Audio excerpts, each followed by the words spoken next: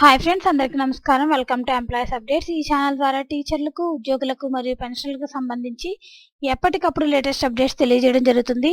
So friends, ఈ video కనుక మీకు నచ్చినట్లయితే లైక్ చేయండి, షేర్ చేయండి, అలాగే మన ఛానల్ను సబ్స్క్రైబ్ చేసుకోండి.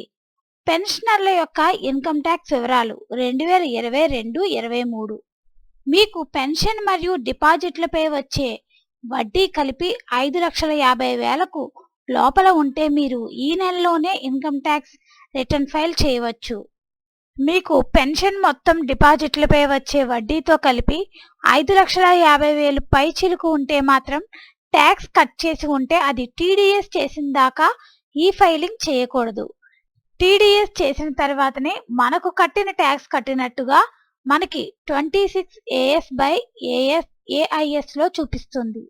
మనం చేయాలని ప్రయత్నిస్తే ఆ ట్యాక్స్ మనం కట్టాల్సి వస్తుంది. అది ఆల్రెడీ కట్టింది.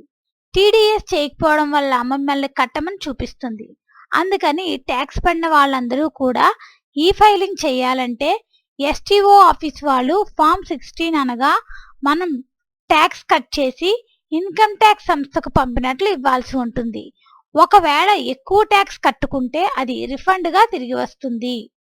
అయితే ఈసారి చాలా మంది ట్యాక్స్ కట్టాల్సి రావచ్చు. కారణం మనం 12 నెలలు తీసుకున్న పెన్షన్ మొత్తం పెన్షన్ పే స్లిప్లో కంప్యూటర్ చే లెక్కించబడిన పెన్షన్ మొత్తంలకు తేడా ఉంది.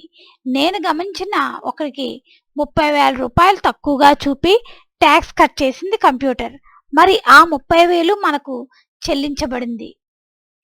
ఈ ఫైలింగ్లలో ఈ 30,000కు ట్యాక్స్ కట్టకుంటే ఐటీ వారు నోటీస్ ఇస్తారు. తప్పు మనది కాదు, కంప్యూటర్ది తప్పు. కానీ మనమే బాధ్యులం.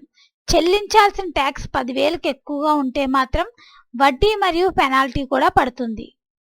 సో ఫ్రెండ్స్, పెన్షనర్లకు సంబంధించి ఇన్కమ్ ట్యాక్స్ వివరాలు అయితే ఇవే ఫ్రెండ్స్. దీనికి సంబంధించి ఎటువంటి అప్డేట్స్ వచ్చినా మన ఛానల్లో తెలియజేయడం జరుగుతుంది. ఈ వీడియో కనుక మీకు నచ్చినట్లయితే లైక్ చేయండి, షేర్ చేయండి, అలాగే మన ఛానల్ సబ్స్క్రైబ్ చేసుకోండి.